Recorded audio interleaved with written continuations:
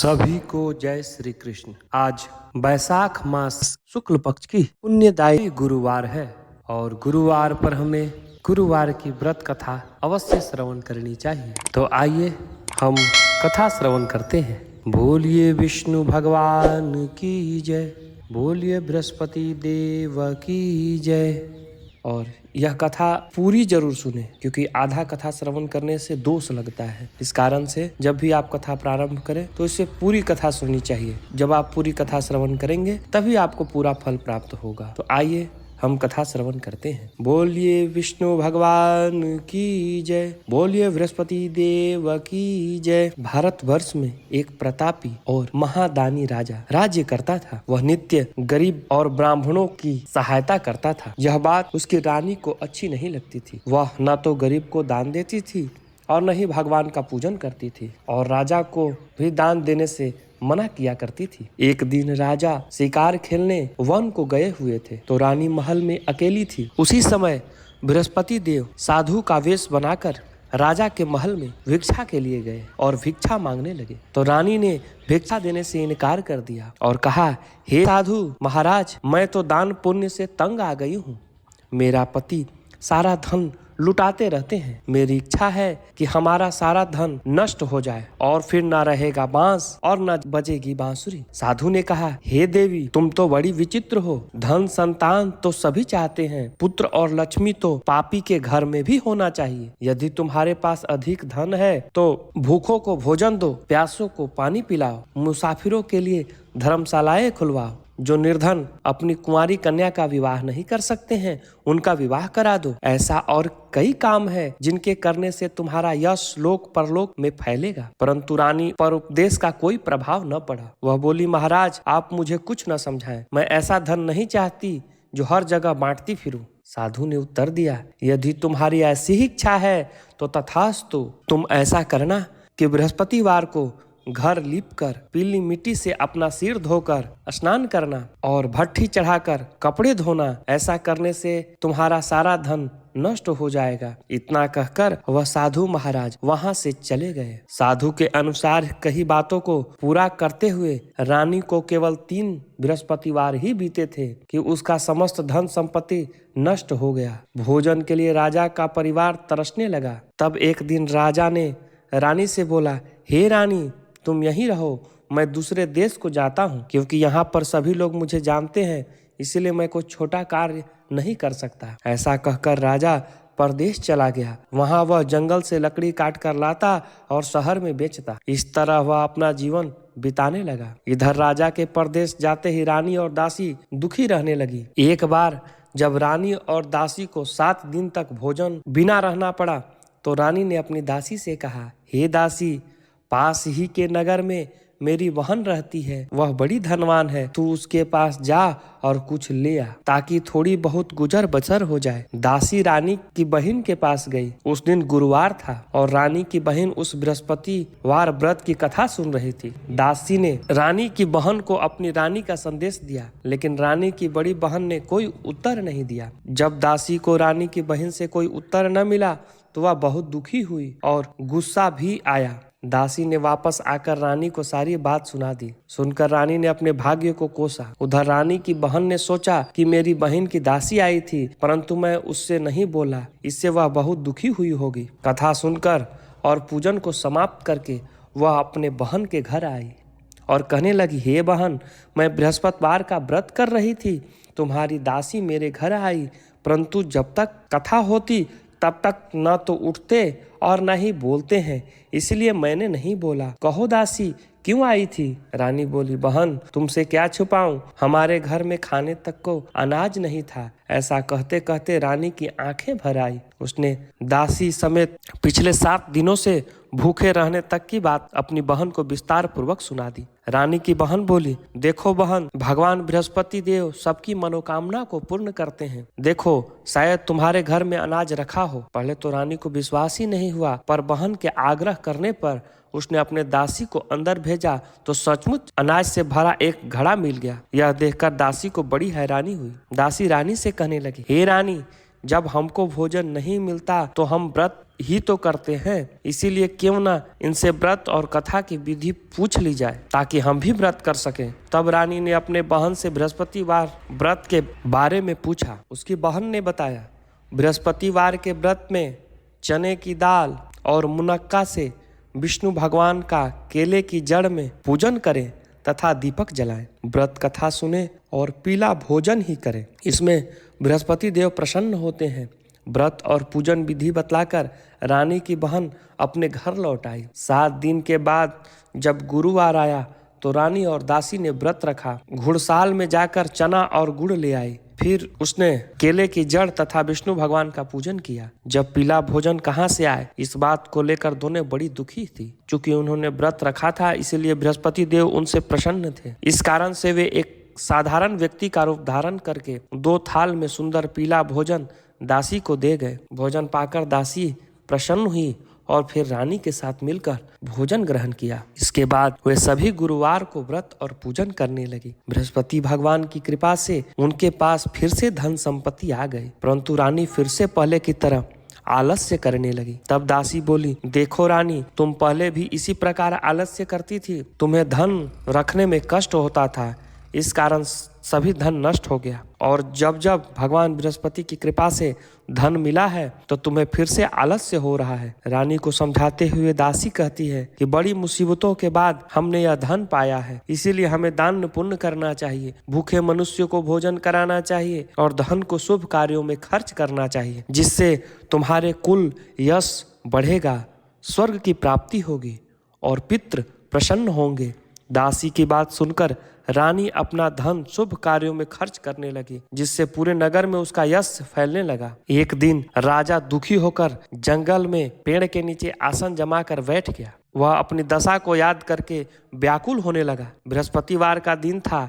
एकाएक उसने देखा कि निर्जन वन में एक साधु प्रकट हुए। वह साधु वेश में स्वयं बृहस्पति देवता थे। लकड़हारे के सामने आकर बोले, हे लकड़हारे, इस सुनसान जंगल में तुम चिंता मग्न क्यों बैठा है? लकड़हारे ने दोनों हाथ जोड़ करके प्रणाम किया और उत्तर दिया, महात्मा जी, आप सब कुछ जानते हैं, मैं क्या कहूँ? यह कहकर रोने लगा और साधु को अपनी आत्मकथा सुनाई।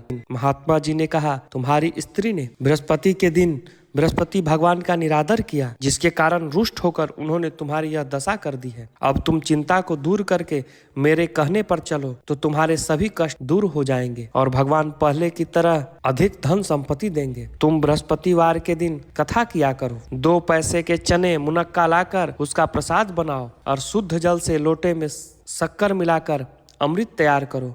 कथा के पश्चात अपने सारे परिवार और सुनने वालों प्रेमियों में अमृत व प्रसाद बांटकर आप भी ग्रहण करो। ऐसा करने से भगवान तुम्हारी मनोकामना पूर्ण करेंगे। साधु के ऐसे वचन सुनकर लकड़हारा बोला, हे प्रभु, मुझे लकड़ी बेचकर इतना पैसा नहीं मिलता है जिससे मैं भोजन के उपरांत कुछ बचा सकूं। मैंने रात्रि में अपने स्त्री को व्याकुल देखा है और मेरे पास कुछ भी नहीं है जिससे मैं उसकी खबर मंगा सकूं। साधु ने कहा, हे लकड़हारे, तुम भी किसी बात की चिंता मत करो। बृहस्पति के दिन तुम रोजाना की तरह लकड़ियां लेकर शहर को जाओ। तुमको रोज से दुगना धन प्राप्त होगा, जिससे तुम भली भांति भोजन कर लोगों तथा बृहस्पति देव की पूजा का सामान भी आ जाएगा। इतना कहकर साधु अंतर्ध्यान हो गया। धीरे धीरे समय बीत जाने के बाद फिर से बृहस्पतिवार का दिन आया। लकड़हारा जंगल में लकड़ी काटकर किसी शहर में बेचने को गया।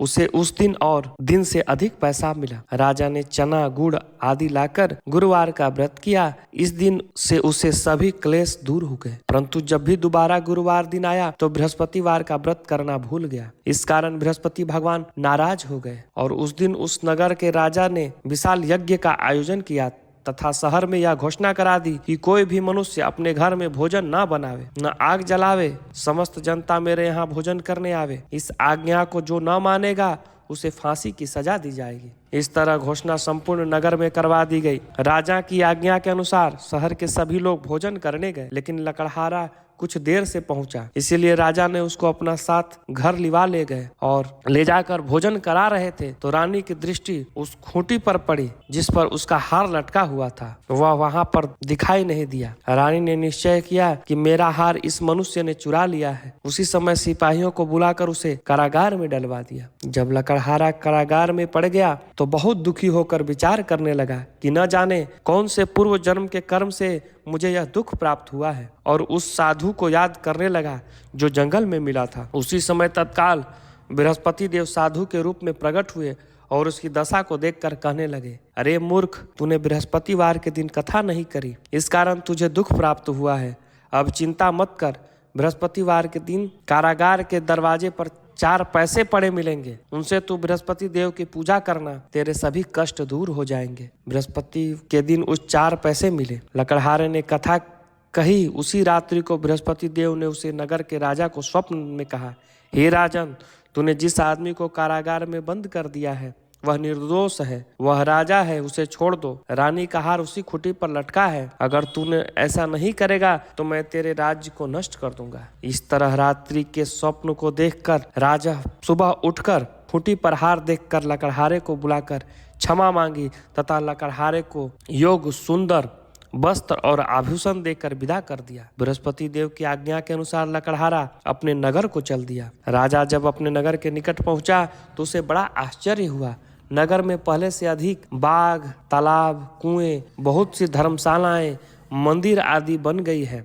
राजा ने पूछा, किसका बाग और धर्मशाला है? तब नगर के सब लोग कहने लगे, यह सब रानी और दासी के हैं। तो राजा को आश्चर्य हुआ और गुस्सा भी आया। जब रानी ने यह खबर सुनी कि राजा आ रहे हैं तो उसने दासी से कहा कि हे दासी, देख, राजा हमको कितनी बुरी हालत में छोड़कर गए थे। हमारी ऐसी हालत देखकर वह लौट ना जाए, इसीलिए तू दरवाजे पर खड़ी हो जा। आज्ञा के अनुसार दासी दरवाजे पर खड़ी हो गई। राजा आए तो उन्होंने अपने साथ लिवा लाई। तब राजा ने क्रोध करके अपनी रानी से पूछा, यह धन तुम्हें कैसे प्राप्त हुआ है? तब उसने कहा, हमें यह सब धन बृहस्पति देव के इस व्रत के प्रभाव से प्राप्त हुआ है। तब राजा ने निश्चय किया कि 7 रोज बाद तो सभी बृहस्पति देव की पूजा करते हैं, परंतु मैं प्रतिदिन 3 बार यह कथा तथा रोज व्रत किया करूंगा। अब हर समय राजा के दुपट्टे में चने की दाल बंधी रहती तथा दिन में 3 बार कथा करता और कथा सुनता। एक रोज राजा ने विचार किया कि चलो अपने बहन के यहाँ से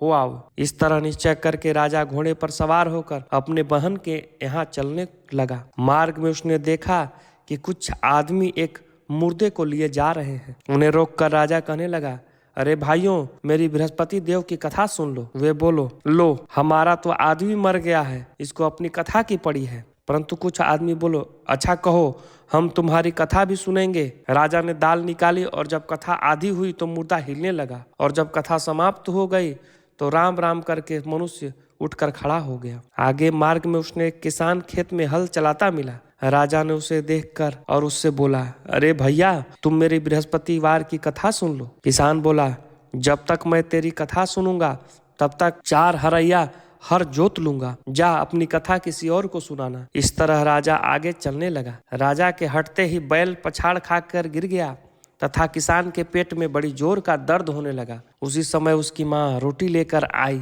उसने जब यह देखा तो अपने पुत्र से सब हाल पूछा और बेटे ने सभी हाल कह दिया। तो बुढ़िया दौड़ी दौड़ी उस घुड़सवार के पास गई और बोली कि मैं तेरी कथा सुनूंगी, तू अपनी कथा मेरे खेत पर चलकर ही कहना। राजा ने बुढ़िया के खेत पर जाकर कथा कही, जिसके सुनते ही बैल उठकर खड़े हो गए।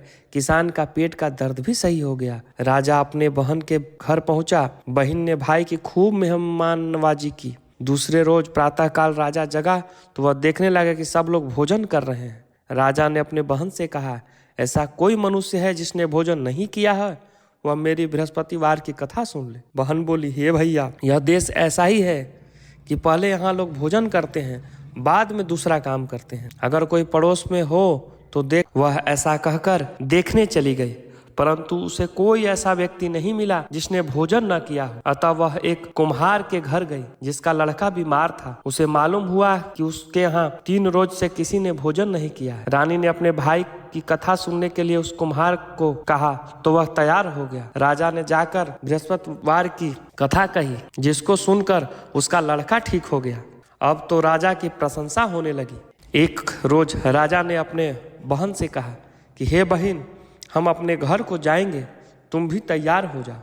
तब राजा की बहन ने अपनी सास से कहा तो सास ने कहा कि चली जा, परंतु अपने लड़के को मत ले जाना क्योंकि तेरा भाई के यहाँ कोई औलाद नहीं है। बहन ने अपने भैया से कहा हे भैया, मैं तो चलूंगी पर कोई बालक नहीं जाएगा। राजा बोला जब कोई बालक नहीं चलेगा तब तुम ही क्या करोगी। बड़े दुखी मन से राजा अपने नगर को लौट आया। राजा ने अपनी रानी से कहा कि हम निर्वंशी हैं, हमारा मुख देखने का धर्म नहीं है और कुछ भोजन आदि नहीं किया। रानी बोली हे प्रभु, बृहस्पति देव ने हमें सब कुछ दिया है, वह हमें औलाद भी अवश्य देंगे। उसी रात को बृहस्पति देव ने राजा को स्वप्न में कहा हे राजा उठ, सभी सोच त्याग दे, तेरी रानी गर्भ से है। राजा की बात यह सुनकर बड़ी खुशी हुई और 9वें महीने में उसके गर्भ से एक सुंदर पुत्र उत्पन्न हुआ। तब राजा बोला हे रानी, स्त्री बिना भोजन के रह सकती है पर बिना कहे नहीं रह सकती है। जब मेरी बहन आवे तो तुम उससे कुछ मत कहना। रानी ने सुनकर हाँ कर दिया। जब राजा की बहन ने यह शुभ समाचार सुना तो वह बड़ी खुश हुई तथा बधाई लेकर अपने भाई के यहाँ आई। तब रानी ने कहा घोड़ा चढ़कर तो नहीं आई, गधी चढ़ के आई। राजा की बहन बोली भाभी, मैं इस प्रकार न कहती तो तुम्हें औलाद कैसे मिलता। बृहस्पति देव ऐसे ही हैं, जैसे जिसके मन में मनोकामना है सभी को पूर्ण करते हैं। जो सदा भावना पूर्वक बृहस्पतिवार का व्रत करता है तथा कथा पढ़ता या सुनता है और दूसरों को सुनाता है तो बृहस्पति देव उसकी सभी मनोकामना पूर्ण करते हैं। भगवान बृहस्पति देव उसकी सदैव रक्षा करते हैं तथा संसार में जो मनुष्य सद्भावना से भगवान जी का पूजन व्रत सच्चे मन से करता है तो उसकी सभी मनोकामनाएं पूर्ण होते हैं। जैसे सच्ची भावना से रानी और राजा ने उनकी कथा का गुणगान किया तो उनकी सभी इच्छाएं बृहस्पति देव ने पूर्ण की। बोलिए विष्णु भगवान की जय, बोलिए बृहस्पति देव की जय। कथा श्रवण करने के बाद हमें आरती जरूर करनी चाहिए। तो आइए हम बृहस्पति देव की आरती करते हैं। ओम चंद्रमा मनसो जात चक्षुः सूर्यो अजायत श्रोत्राद्वायुश्च प्राणश्च मुखात् अग्निरजायत। जय बृहस्पति देवा, ओम जय बृहस्पति देवा।